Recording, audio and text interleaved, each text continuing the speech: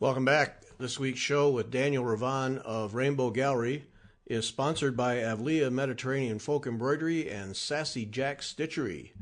Avlea Folk Embroidery you can find at avlea.life. A couple of things to call to your attention. One is the pomegranate collection. Krista West is up to 9 charts now on the in her pomegranate collection. And those are $5 each. They're a simple PDF download, $5 each. And there's some really great designs there, but it's really an economical way to get some really great stitching charts. So check that out. And if you hurry, this has been being the end of the month, but if you hurry, 20% off smallish kits. She describes them as smallish kits with the code Stitch Spring.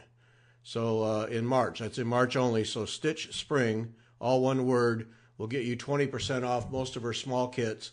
And then she has several new designs. She's putting up new designs all the time, so you really want to check back at her website regularly to keep up. But one of her big kits is a series of pincushion coaster designs, carnation, cross, scroll, and star. She also is taking those 4 designs and making it into one sampler, which is a really nice look. Another thing you'll want to look at is her newest embroidery hoop kit, and we just gave one away here a week or so ago on a Wednesday show, Arcadian Rose embroidery hoop kit. It really is beautiful, and that is one to check out. And when you get the hoop kit like that, you get the hoop, the cloth, all the threads, the chart, and a needle. So basically, in one package, you're all set to go. So check that out, all at avlea.life. And as I said, keep visiting the site because new stuff going up all the time. And our other sponsor is Sassy Stitchery. And here's a word from Kim. Sassy Stitchery is happy to be a sponsor of Fiber Talk. We so appreciate all the heart that Gary and team put into their show, and we always look forward to each episode. Thank you, Fiber Talk, for all you do for our needlework world. Sassy Jack's is a vibrant needlework shop located in the mountains of western North Carolina, just north of Asheville. We're in the process of moving our shop to its forever home in a historic folk Victorian on the National Listing of Historic Places, just 3 miles down the road from our current location. While we're moving, you can find us in all our normal online haunts, our website at sassyjackstitchery.com, Facebook, Instagram, and YouTube. We can't wait to open our doors and welcome you into our new old home. It was always the plan to be in this beautiful old house, and we've invested a huge chunk of our hearts into its renovation. Every renovated board, every push-button light switch, every old porch swing has lovingly, mostly, been placed there with our own hands. It has a wonderful, warm, welcoming feel about the place already, and your stitchy joy and laughter with friends will really make it home for Sassy Jacks. So look for us online for the next few months, as we'll be filling online and phone orders as per usual, and we'll be looking forward to the spring at the Baird House in Asheville, North Carolina. When the time comes, we'll leave the light on for you, just like your mom did when you were a kid, so you'll know it's time to come home. Now on to the show.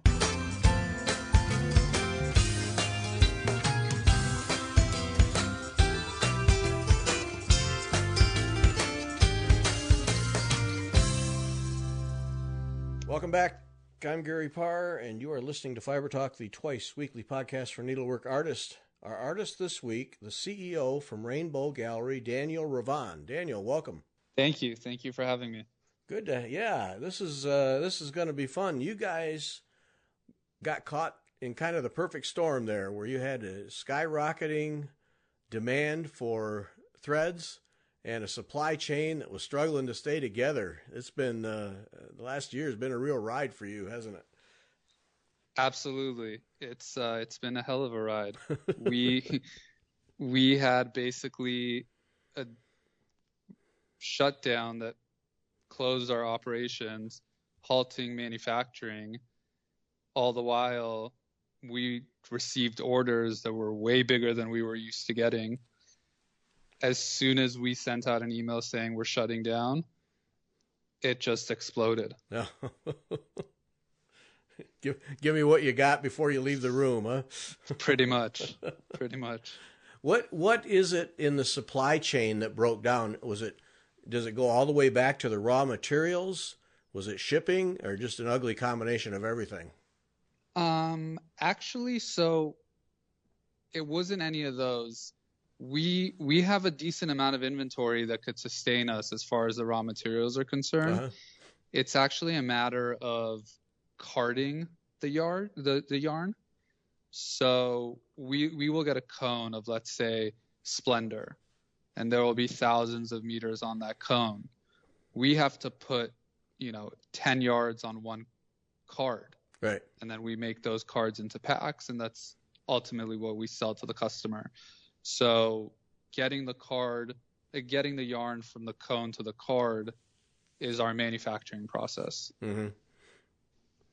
And so that's really, having the stay-at-home order and not having my people come in to basically run our machines that transfer the yarn onto the cards is basically what stopped.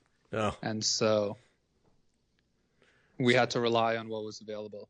So you're sitting there with really just a horrible situation. You have all the materials, you just can't get them in a position to ship them out. Oh, that's terrible. Yeah, we were just looking for time that we are basically losing every day. Oh, and shops are just, when is my order coming? Oh, yeah, boy. Yeah. Oh, that's tough. Yeah. and then at a certain point, we went through our inventory, and then hit that supply chain problem where now getting yarn from Europe or Asia was just taking much longer, and we had to adjust on the fly. So that did eventually catch up with you then. Absolutely. Yeah. Okay. And we're still seeing, the backlash of that. Still. Oh. We're trying to basically get back to our inventory levels that we were at before. Mm-hmm. But the lead times are taking much longer. Sometimes the quality just isn't coming in as well. Oh, because they're rushing on that end. Absolutely. And it really just moves up the ladder, because I know, speaking to a shop owner, that their customer is yelling at them. And so then they yell at us, and we at the mill, and just right on down all the way. Yeah. Well, that's the thing. I mean, my day job is editing a magazine that covers manufacturing, and I hear about it from everyone, readers, people I interview, the whole bit. It's the same story, and as a manufacturer, you're almost helpless. You're just kind of there at the mercy of everything, and if people would just send us supplies and we could ship them out and get them there in a timely manner, everything would be fine. But it's just tough, and then of course everybody starts to lose patience, and Yep. Well, and also at a certain point, due to COVID and some not COVID related, people started missing work, so it just became somebody is sick. They don't know if it's COVID. We have to tell them to stay home. Yep. Then it ends up being COVID, and they're gone for 3 weeks. Yep. It's very difficult to navigate, especially in those early months. Yeah, on and on. Yeah, it doesn't end. Well, that's the thing. But then, as we were talking before we started recording, you look at the other side, the positive side of this hobby, and the demand has gone up, the interest has gone up dramatically, and growth. So there's an upside down the road once everybody's able to get the supply chain back on track. Yeah, we anticipate for it to be like this for a little while now, and all those things that I mentioned before are definitely good problems to have, right? Because the demand is there. Yeah. Yeah, it's interesting. 2 years ago, we could have had a conversation about, is this hobby going to survive? Is it going to grow? Is it going to shrink? We could have had a legitimate conversation about that. And now, unfortunately, we had to use COVID to get there. But now I think we're having a conversation about growth and expansion. And yeah, we were for sure worried, 3-4 years ago, with where things were going, because the people that knew about it loved it, but that pie was not growing, and so we needed to show the world this hobby. Yes. Yeah, that's interesting. because of course marketing is key. I mean, it's key to any success. And what do you see that this high? I mean, right now we're riding high. Okay, things are going to level off. What do we do? What do you see that helps us reach people who are not aware of the needlework hobby, and in your case, primarily needlepoint, but just the needlework hobby in general? Is there a coming together of industry leaders that says, look, we need to put together a general marketing campaign? Is there something that we can do that expands the visibility? I think so. I think in prior years, and other industries might be reliant on, let's say, a celebrity endorsing that hobby or whatever it is. And I think something that really just brings the attention to how beneficial this hobby is, both, with your mind, but also just people. It's such a feeling of accomplishment when you do a piece or when you put that piece on the wall. So I think it's really just getting the word out in as many avenues as possible. Yeah, and easier said than done. Yes. Yeah. Absolutely. And I think what's nice is now with social media and the internet and more people in the industry welcoming that side of things, it's starting to take off. Yeah. Yeah. No, I without a doubt. And we need to find ways to keep telling that story and keep the wheels turning, without a doubt. Yeah. Yeah, because even it's geared more towards women, but men can gain from it as well. There's so much for to benefit from. Yeah. There's a few of us that we can enjoy it. you stitch, right? I do, of course. Yeah. How does that work out as you're growing up? Your dad running the company, Fleur de Paris and Rainbow Gallery. How does that work out for you? Do you see it growing up as a manufacturing job that you're interested in, or you're interested in needlework, or how does that work in your mind? So my father only started Fleur de Paris. Mm-hmm. Rainbow Gallery was an acquisition by him and I only a few years ago. But on the Fleur de Paris side, he actually started it with his father when they immigrated from Iran. And so it was something very niche. Not too many people within our circles have ever heard of it or been involved in it. So honestly, as a kid, it was kind of foreign as far as the hobby itself. I mean, we stitched, but it wasn't something that was a big part of our lives. And as I got older, and I was the third born of my siblings, and neither of them really got involved in the business. So I kind of was just like, I'm going to delve into it. Well, it's a neat thing, because these days there are so many instances of family businesses where the children have no interest and they want to go do something else. And so many businesses have just been shut down or sold because to pass it on to your children wasn't an option. And so you saw this as an opportunity to make a career and grow and do something. That's great, because I'm sure your dad's pleased that it's going to continue on. Absolutely. And it's actually very interesting that you say that, because that's actually the story of Rainbow Gallery. John Chatlis, the owner who founded the company, his children did not want to get involved in the business. And so when he was ready to retire, instead of passing it on to his children, he put it up for sale to find a buyer. And you guys were fortunate enough to land it. Yeah, absolutely. I think in retrospect, it made sense because we're both in Los Angeles. We're in the business, or in the industry, I should say. And John basically told Sally at the time, go find me a buyer. And my father and Sally had a relationship that traces back to before I was even born. And so it was kind of a match made in heaven. Yeah. And by Sally, we mean Sally London, right? Yes. Yes, Sally The London. wonderful Sally. Yes, yes. The face of Rainbow Gallery for so long, yes. She's incredible. Yep. So adding Rainbow Gallery, what did that do with Fleur de Paris? Fill out?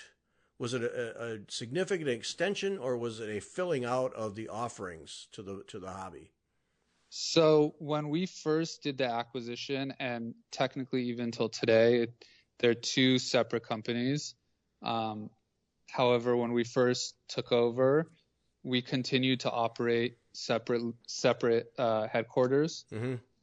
And about, I think, 3 years it's now been, we combined the spaces. We bought a property in Burbank, and there's a large warehouse and a large office, and we have both companies operating out of the same building. Okay. So now really some efficiencies there then. Yeah, there's for sure, especially on the office side, because Rainbow Gallery, about 80% of the employees are warehouse or manufacturing. And so Rainbow Gallery, when we combined the offices, was able to utilize Fleur de Paris's resources when it came to the office side of things. Right. So whether that's the social media or the marketing or something as simple as a large Xerox machine. Yeah, that can be important. Yeah. Not to mention, a lot of the salespeople that work for Fleur de Paris are all stitchers, and Sally is a good stitcher as well. So there was a lot of collaboration when it came to the needlepoint side of things. We would take canvases from Fleur de Paris and stitch rainbow threads onto it, or use it to market, our rainbow cards on a Fleur de Paris design. Mm-hmm. So you have your own built-in R&D then. Exactly. That's great. Research and development with needle and thread. Can't beat that. No, you can't. Yeah. What's the manufacturing like? Fairly modern equipment. Because you're doing a lot of braiding and that. Do you do a lot of raw manufacturing, or is it really just taking shipments in of cones and putting them on cards? So it's two-pronged. We do have about 6 or 7 lines that's raw manufacturing. And so a line like Silk Lame, where we'll take silk and metallic and braid it together. We have German braiding machines that mix the yarn for us before we even get to the carding side of things. And so those machines that do the braiding are pretty modern. When we took over, we purchased 3 more machines because our demand for those threads were growing. We were coming out with more colors for those lines. We came out with a few more lines that we weren't before. So it definitely increased that side of the production. Mm-hmm. And then, and all those machines for the most part are pretty modern. The other side, which is basically taking those cones and turning them into cards, we are in the process of modernizing since COVID hit. Oh, okay. But those machines are quite old, actually. Mm-hmm. Our engineer has helped put those machines together, and it dates back to the 90s. Okay. All right. So finding parts is not easy. Yeah. Well, that gets to be it, doesn't it? That gets to be it. Everything breaks eventually, and if you can't get parts, then the downtime gets awful expensive. So, yes. Yeah, if you don't stay on top of it, you'll end up burning yourself. Yeah. Yeah, and we've these last couple months we've spent a decent amount to update those machines and really modernize it. And it's been difficult, I got to say, finding the parts, because, you can't go out somewhere and find, a part that's going to fit our Rainbow Gallery card and the exact back and forth that you need to fit that card. And so they were really custom made machines. Mm-hmm. Yeah. Well, yeah. You're not stamping out chunks of metal every day. So yeah, it's not like there's two manufacturers who are making it for a whole bunch of people. This is pretty specialized stuff. Yep. Now, is it fairly automated? I mean, is there a lot of electronic automation in this, or is it still pretty much turn on or hook up the strands and turn on the switch and let it run? Turn on the switch and let it run. Okay. We have a few machines that have multiple heads that can handle, that, because we have some yarns that are more delicate and it can't handle the speed. So we have some machines that only have one head and they run at a slower speed so that the yarn doesn't rip. Mm-hmm. And then we have other machines with 5 or 6 heads that are able to handle, more of the torque. Yeah. And so some machines output 5 cards at a time and some machines only output 1 card at a time. Okay. All right. So it's, yeah.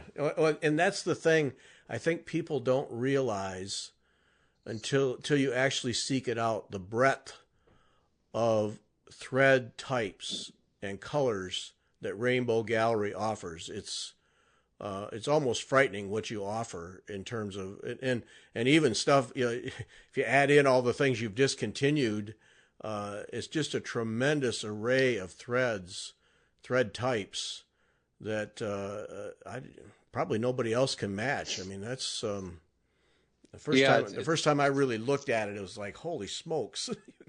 It can be overwhelming.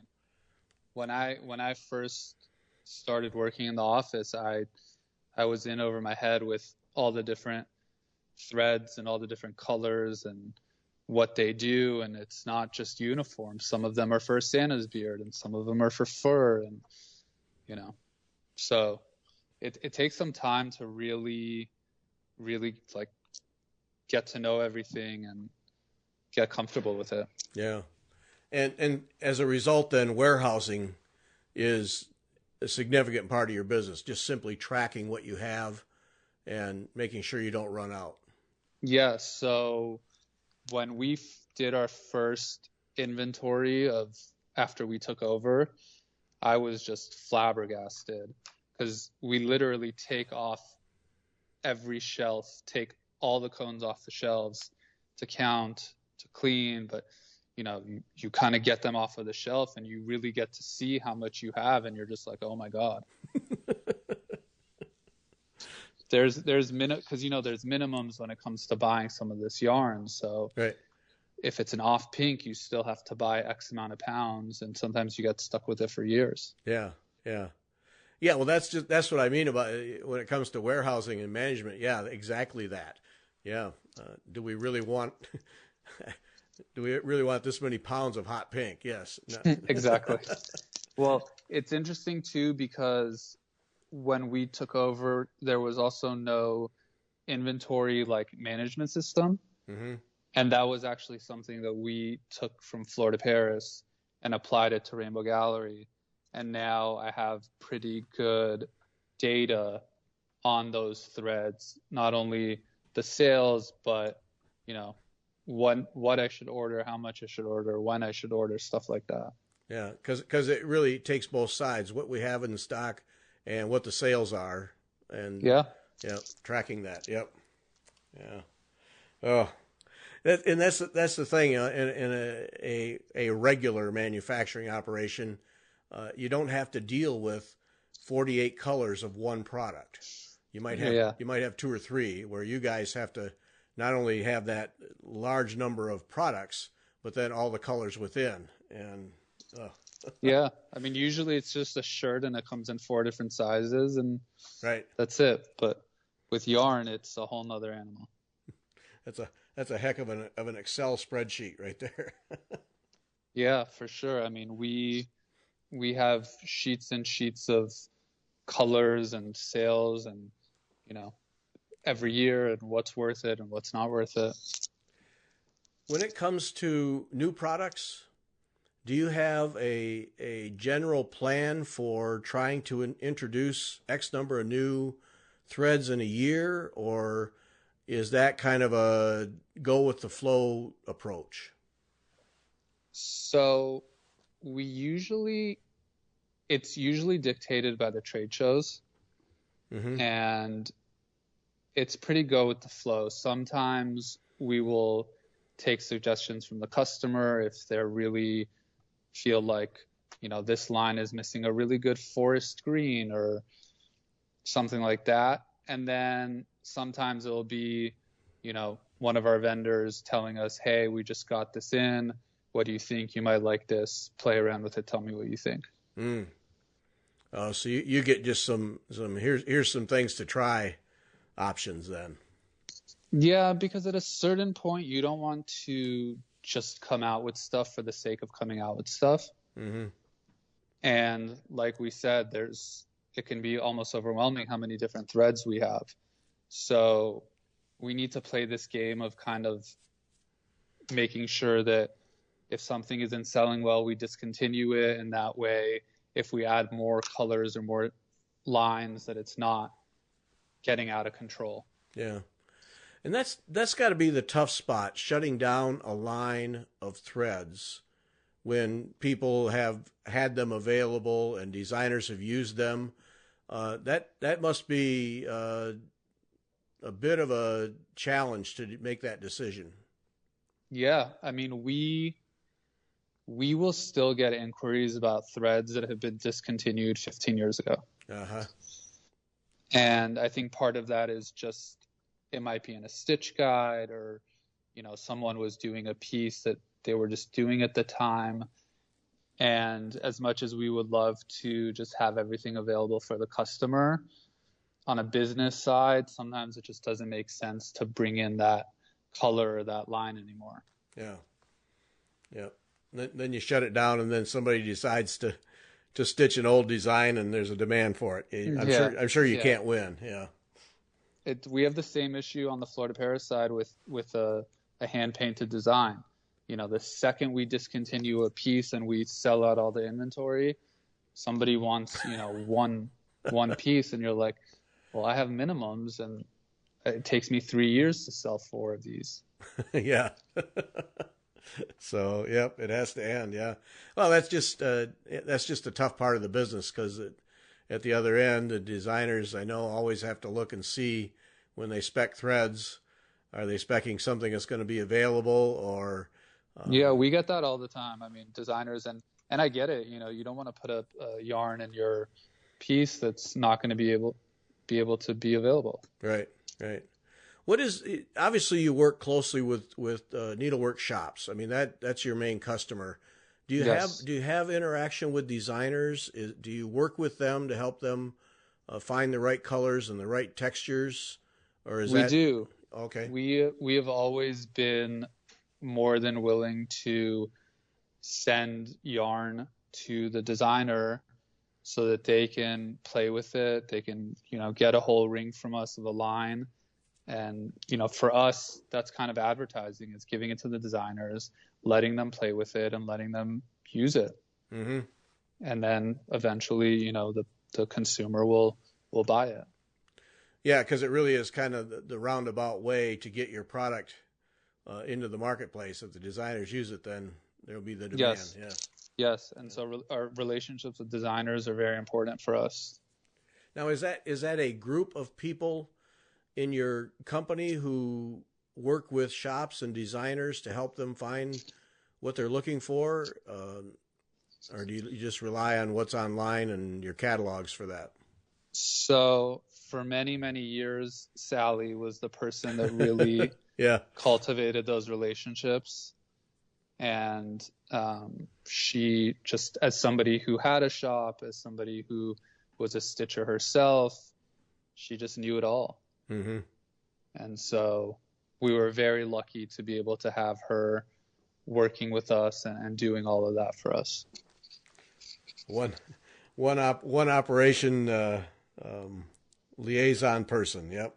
She did the job of 3 people. It was incredible. Yeah. And do you get what do you do? What is your role? Do you get involved in that end, or are you strictly monitoring manufacturing and inventory? As long as Sally was here, I didn't get in her way. Just she was so good at it. There was no point in me. I mean, listen, I would involve myself to learn, but Yeah. at the day-to-day stuff, I mean, that was all her. And we would always have discussions, and as time went on and I got more accustomed to it, I would give in my input. Mm-hmm. But she was too good at it for me to disrupt it. My day-to-day is much more on the manufacturing side, the finance, the vendor relations, stuff like that. Yeah. Now, is Sally still with you, or did she retire? Sally retired, but she is a consultant role for us. She continues to do a lot of development of new colors, new lines, stuff like that.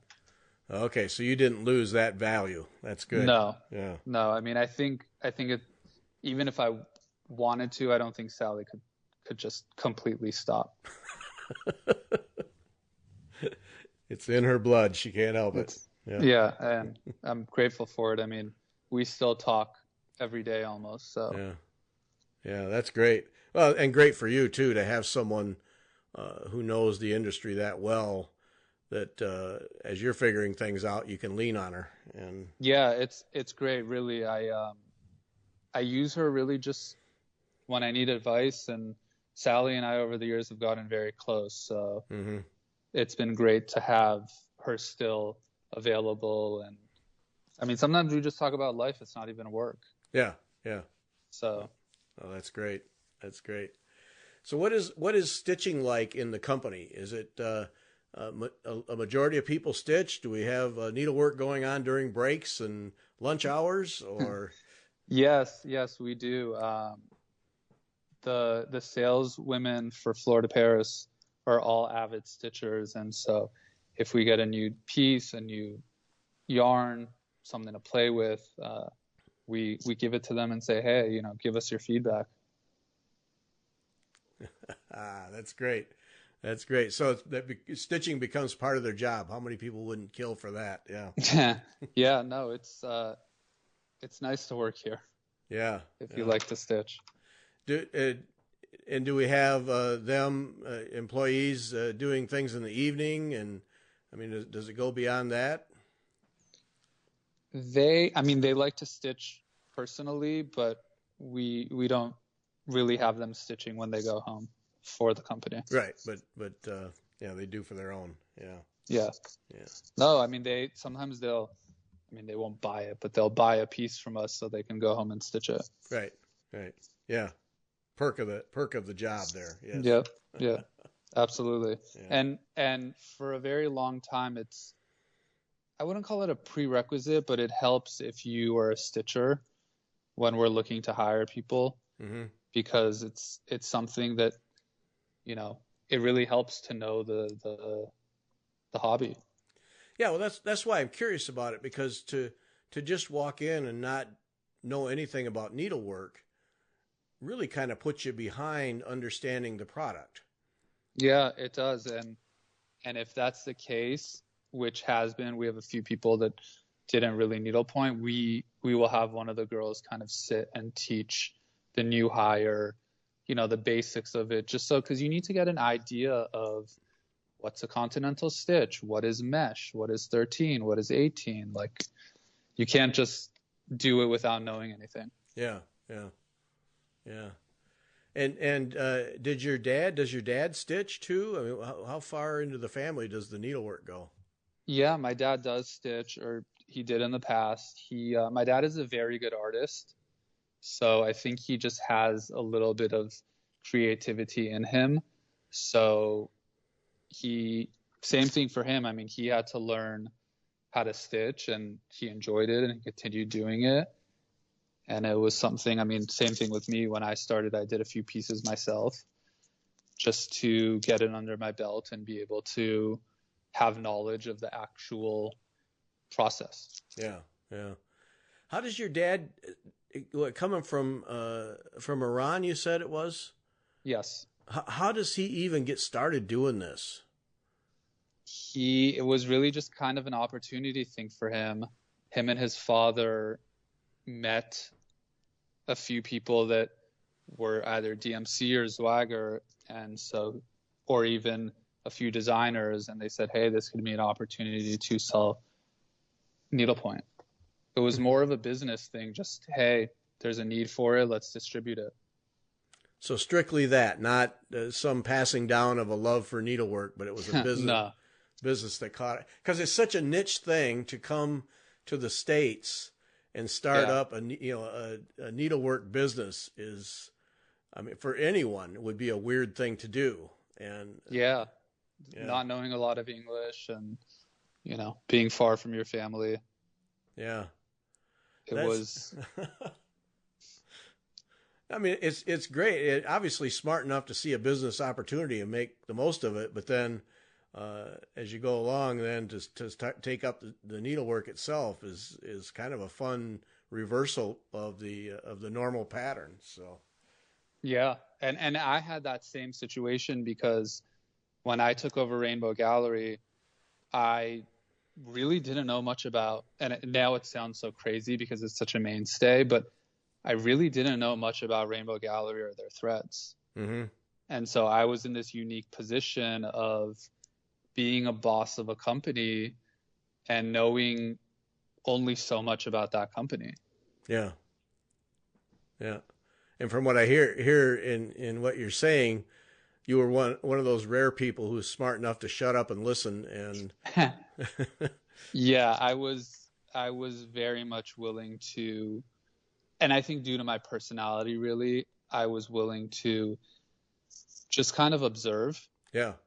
And learn as much as I could. I mean, Sally was a great teacher and she really showed me the ropes, but I just wanted to upgrade the certain things that I knew about. And so, for example, one of the first things we did was redo the website or, update the price list as far as the look of it or certain things to kind of just bring the company into the 21st century. Mm-hmm. Mm-hmm. And I think that was a huge change because, for example, we didn't accept credit cards. Oh. So something as simple as that of just saying, hey, we're going to take credit cards now. Okay. And making that experience for the customer just that much easier. Mm-hmm. So you found, here's places I can contribute, and over there just stay out of the way but learn and just develop. Okay. Yeah, because I always had, a business mind, and it was something that I gravitated towards. And I just said to myself, I'm going to find the low-hanging fruit, and I'm going to start there and slowly kind of make my way up to other things once I'm comfortable knowing more about the thread or knowing more about the vendor, things like that. Yeah. Do you feel like you can do any job in the company? I mean, are you at that level that you feel like you could just walk in one day and do a job if someone's not there? Now I really do, and I've been forced to because Sally did so much. And I definitely feel comfortable. I don't, but I wouldn't necessarily say, color comparison is my forte. Yeah, yeah. But yeah, I mean, short of actually getting on the machine and really quickly doing it, yeah, I think I can do most of the stuff in this office. You can get by anyway. Yeah. Yeah. Well, I mean, I just think that's admirable all the way around, because in so many instances you hear of people who come in and really don't know what they're doing and try to dictate life to people, and it all just breaks down and the culture of the company comes all apart. And because the way you went about it is the way that you usually find success. And so it's just, yeah, it just intrigues me. When in the magazine that I edit, we have an annual culture awards, we call it, and it's to recognize companies that build a culture of collaboration and where anyone at any level can have input and everybody wants to achieve the top level of efficiency in manufacturing, and we try to recognize that because there are just so many examples where that doesn't exist. And it sounds to me like you've taken the path where that you've allowed that culture, a positive culture, to develop, and as a result, I mean, what a lot of people don't realize is, as a result, the product quality and the efficiency and profitability of the company goes up just because everybody is working together as a team, instead of cowering in a corner because they might make a mistake. Yeah, and I'm really trying to push for that because it's so important. And I know that I can't just first of all, I don't think it's how I operate. Yeah. But I can't just dictate it and say, do it my way. And I have conversations with my production manager all the time. And I tell him, I say, you are in this warehouse 7-8 hours a day. You see much more than I do. So I give you suggestions and I tell you what I see from my vantage point. But I'm well aware that your hands are in this for longer and deeper than mine might be. Mm-hmm. I'm just telling you, this is what I think. Let's bounce ideas off each other. Yeah. Work together. As opposed to just, because if I just say, hey, do this and do it that way, and he'll do it. I mean, at the end of the day, I sign his check and I'm his boss, but I'm not going to get the best out of that.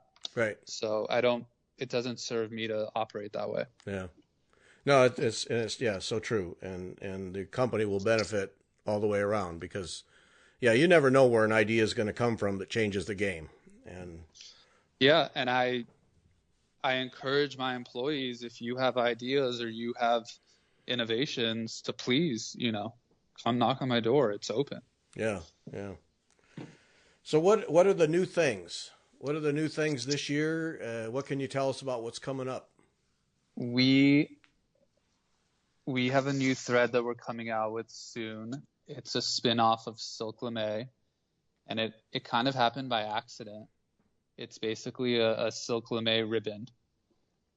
And we were tinkering with the machines that do our braiding, and it spit out a ribbon.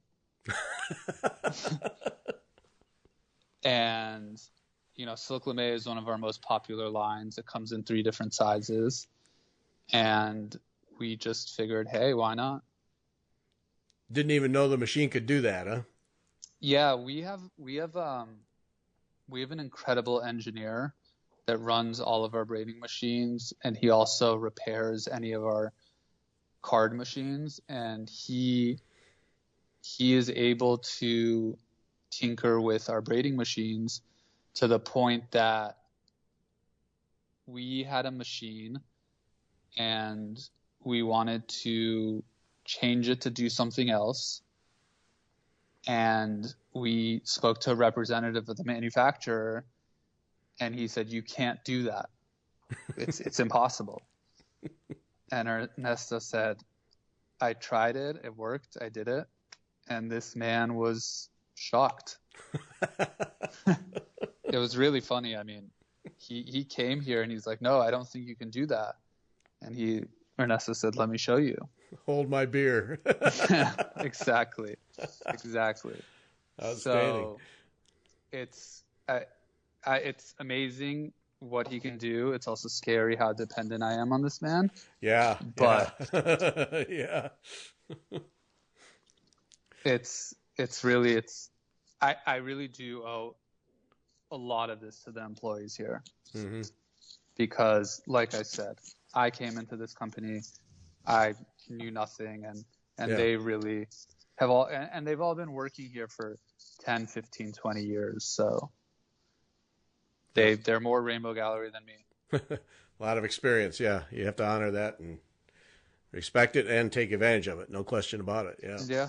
And also take care of them. I mean, I'm very grateful for all the hard work that, especially now, I mean, we're working overtime. Mm-hmm. And so I'm grateful for their dedication to this business, to their craft, to the job. Yeah. Oh, that's great. Great to have that. It really is. Yeah. Yeah.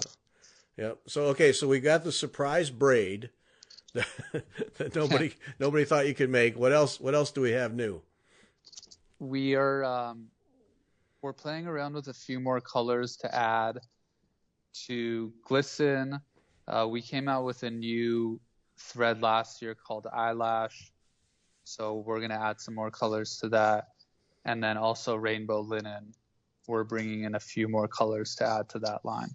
Oh, okay. And we're hoping that, springtime, or maybe there will be a trade show by the fall that we can display these new items. Yeah.